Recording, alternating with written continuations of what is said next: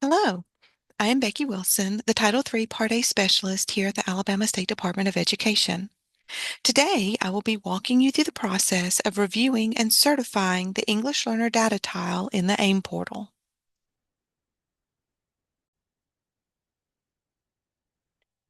Now, once we are signed into the AIM portal, your screen will look something like this. Even though your tiles may be arranged differently on your dashboard, it's still going to look something like this. Now, best practice before we get into certifying our data portals is to check our LEA's data for warnings and errors. To do this, we want to go to the Official State Collections tile.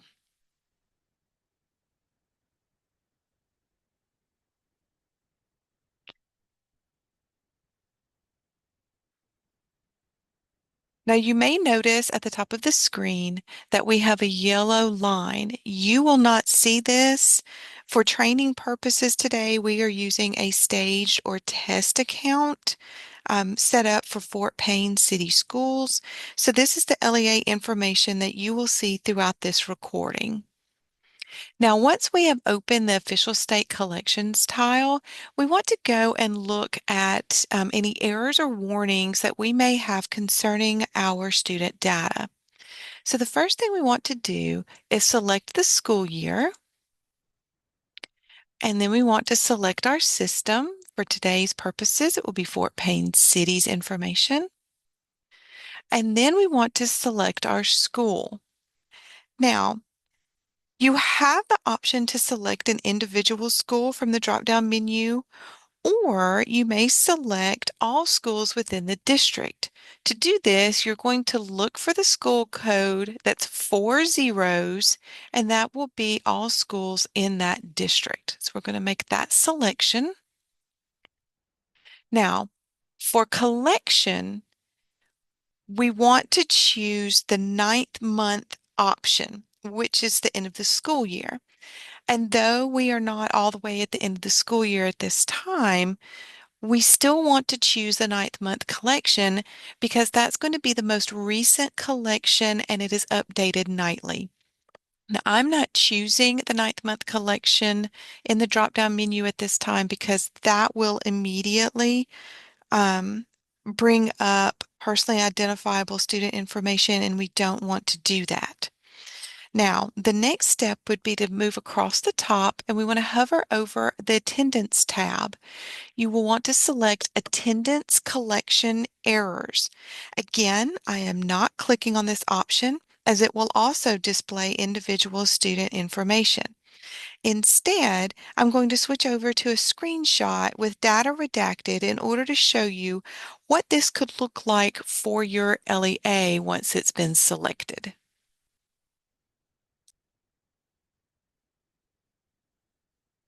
On this screen, you can see any data errors or warnings within your LEA. So what we are going to see, we're going to have the information for the academic year, the collection selection, system codes for your LEA. You'll be able to see the individual school codes for each of the students that would be listed in this area that I have redacted. Then you'll see whether it is an error or a warning. Next, you're going to be able to see a description of that error or warning. So for example, this first error that shows up for this particular account shows that an immigrant student is missing their country of origin. It is important to note that errors must be corrected before submitting data. Warnings, however, do not necessarily indicate that there is a problem. They do, however, draw your attention to what could be an error, and that may be something that you would want to go and look at that student's information to determine whether the marking in PowerSchool is actually correct. While it is recommended that LEAs review data at least quarterly, it is imperative that data be reviewed and any changes are completed before the PowerSchool end-of-year deadline, which is typically the third Friday in June. It is also important to note that changes to student data cannot be made in the data tiles. All changes must be made in PowerSchool. Please allow upwards of 24 to 48 hours for updates to populate in the data tiles, although some may appear as quickly as overnight.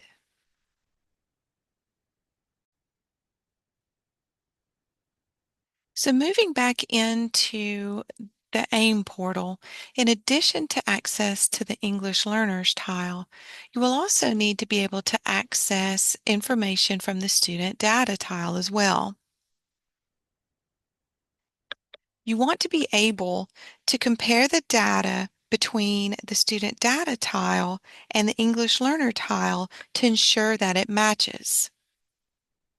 Once you have the student data tile open, you want to navigate to Federal Programs at the top, hover over, and it's going to give you a drop-down menu. You want to select EL Students from that drop-down menu. Now, I find it easier to compare the data between the two tiles if I have them both open as a split screen. You can also certainly use a screenshot of one tile to compare it to the other if you prefer.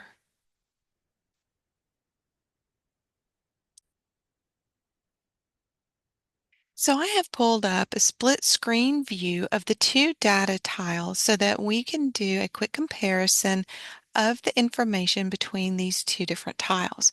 On the left, we have the EL data from the student data tile, and on the right, we have the English learner data tile. Now, I have highlighted the data to compare between the two. So under student status, you'll be able to see the ELs coded 1, 2, and 6 is 769, which matches our total from the corresponding column. If we come over to our English learners tile, we will see under student status, ELs coded 1, 2, and 6 also is 769, which matches our total from the bottom of the corresponding column of 769. We also can take it a step further and do a comparison by grade level. So kindergarten, 63 in the student data tile. In the English learners, 63. We have 60 for first grade in the English learners tile. We can come over and see 60 for first grade in the student data tile. And you can check this all the way down. This data should be an exact match. If it does not match, you will need to contact your LEA's PowerSchool administrator for assistance as this information is pulling directly from PowerSchool.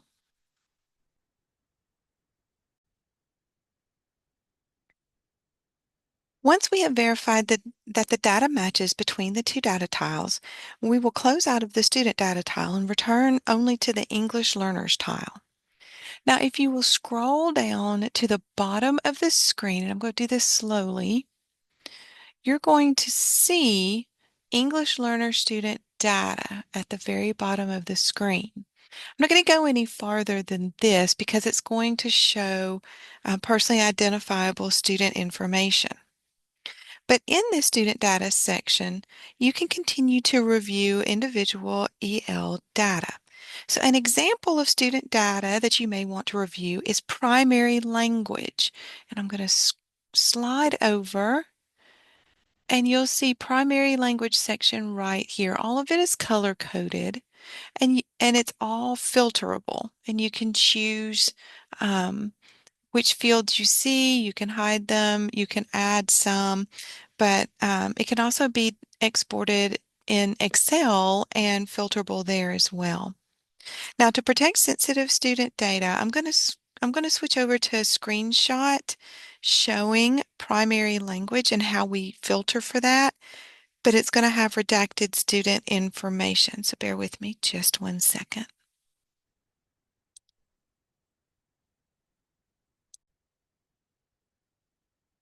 So here's my screenshot of some EL student data with identifiable information redacted.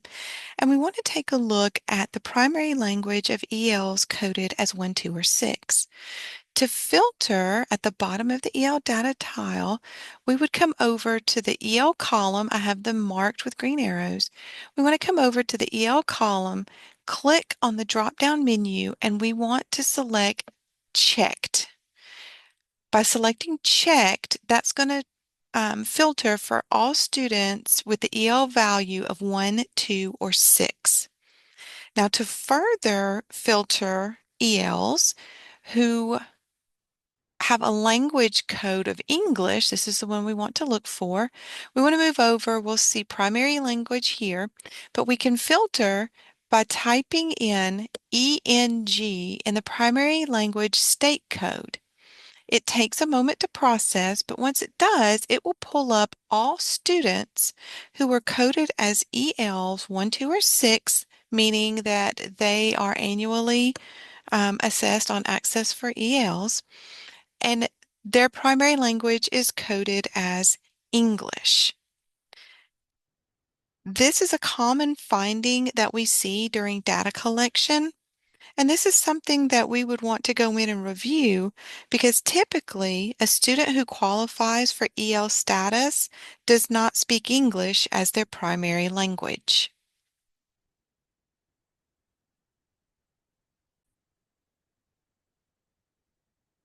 So we are back in our English Learners data tile.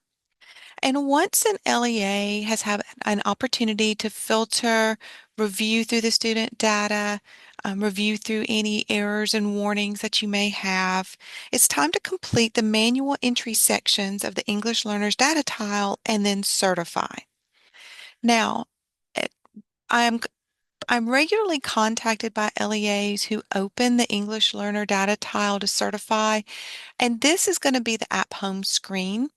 And what is immediately seen here is going to be a certification period status marked closed. And oftentimes LEAs will see this and contact me and let me know that they are unable to certify their data because it shows that it is closed. In order to do the manual entry portion of data collection and then to certify the data, you must go up to data collection here at the top and select it. Now, once that data collection view is opened, you're going to see the data certification box approximately in the middle of the screen, and here it is. This is what you should expect to see. You're going to be able to see this is your certification box to check when it's time. This is showing that the certification period status is open. This shows you the period. So it's going to close on 4/11. And again, this is just an example. And that the LEA has not yet certified the data. So scrolling down, this is going to be our manual entry section. Now, please do not attempt to certify your data tile before you complete the information for each of these 4 tabs in this section at the bottom. If you attempt to certify and submit your data tile without completing these sections, all of these sections, your submission will not be accepted and your tile is going to be returned for completion. So please make sure that you go to this section and complete it before we certify. So let's look at our 4 tabs at the bottom. We have training, staffing, student, and program data. We're going to start with the training tab. So under this training tab is where you will enter all of your district's EL training and professional development activities. In order to add a new activity, we'll click on New Activity. I'm going to kind of walk you through this using an example. And we're going to say, we're going to add an activity. So we're going to call this Math Interventions. for EL students. Okay. Once we've done that, we want to go and select the date of the training. And we're just going to say it took place on Monday, March the 3rd. Then we're going to mark the number of participants. So we're going to say 35. And then our intended audience is going to be, we'll say math teachers. So I'm just creating this as an example, but you'll go through this process to enter in each one of your training activities and professional development activities. Notice that all of these are marked with an asterisk, which means that they must be completed. Every LEA must have at least one activity up here, at least one development topic, and information on trained staff at the bottom, or it is considered automatically to be incomplete. Now, you have an effective box here at the top. This is where the LEA will mark if they determine that the training was effective. Once we've entered this information, we're going to click on Update.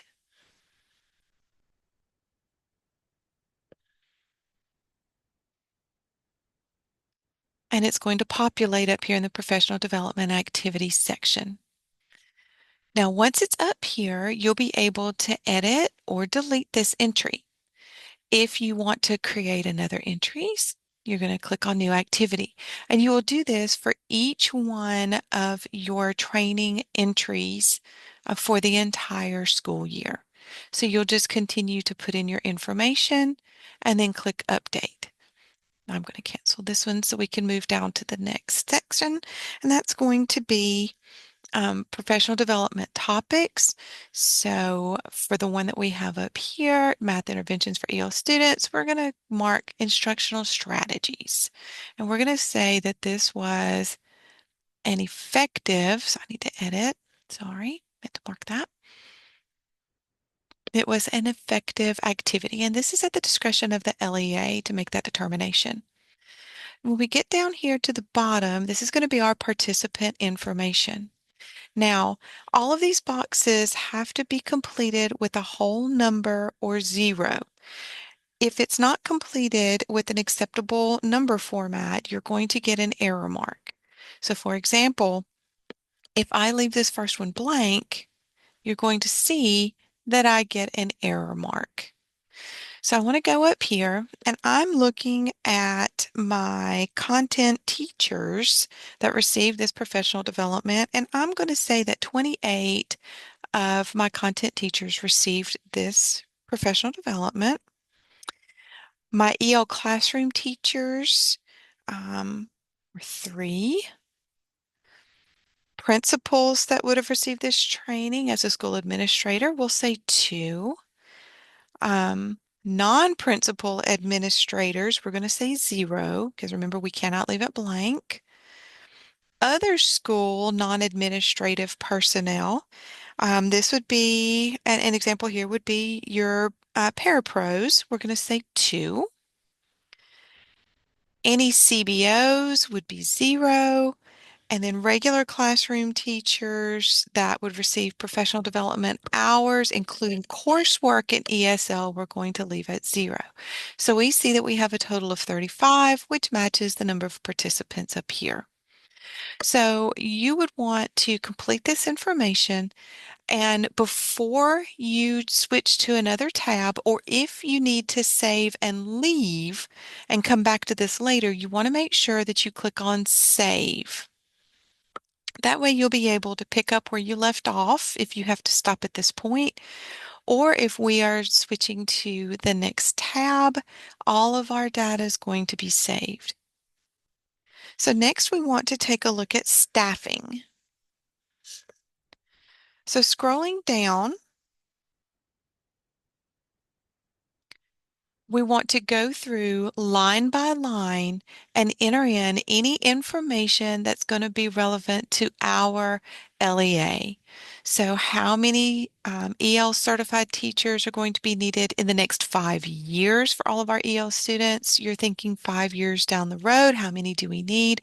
You would enter that information, and then you're going to give statistical information on your staffing, and then information about any parapros that are working in your EL program.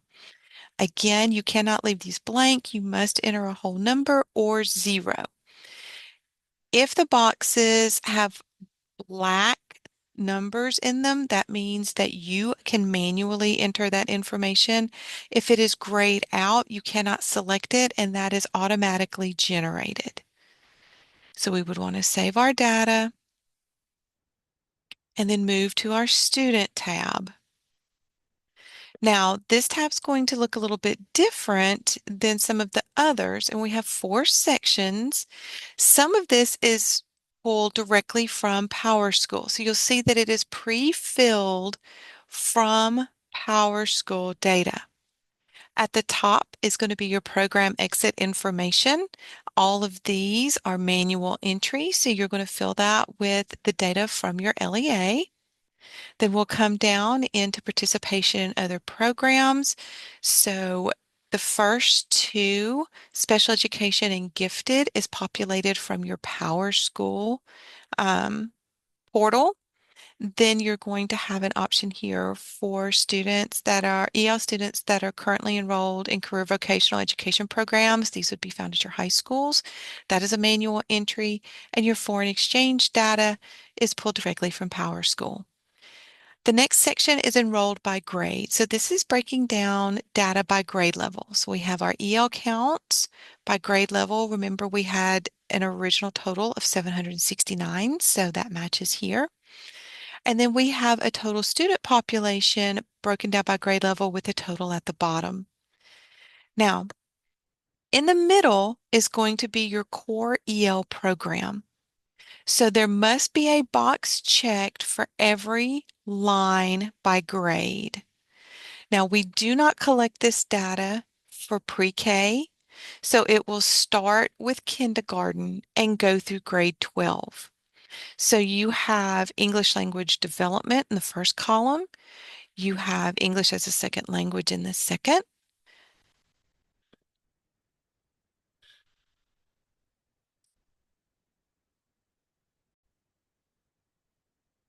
You have sheltered instruction in the third column, and then you have newcomer programs for grades 7 through 12. There must be at least one core EL program selected for each grade level in order to be able to submit your data. Now, scrolling down to the last section, this is limited and no formal schooling. This is all pre-populated directly from PowerSchool. Once you've entered all of your data for this section, you want to save.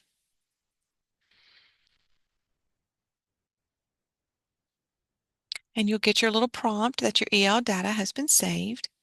So then we want to move to our final tab, which is program data.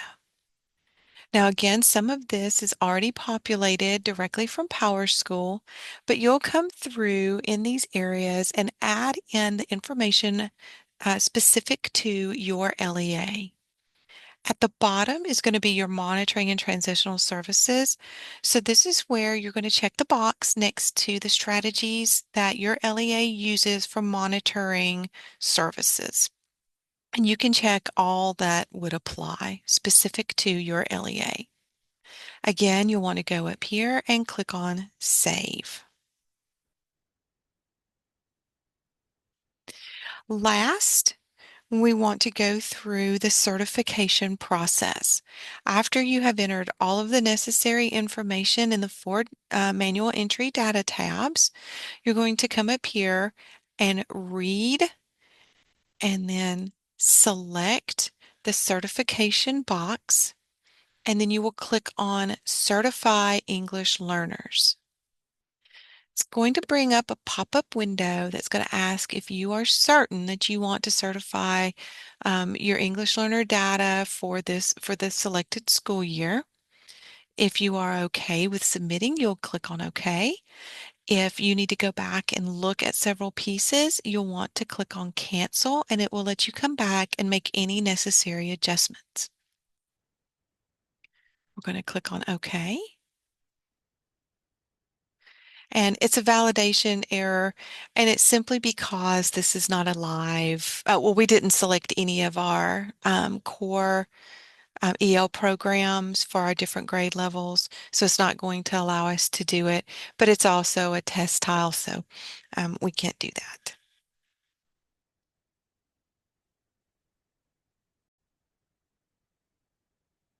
So this concludes our session on reviewing and certifying our EL data tile.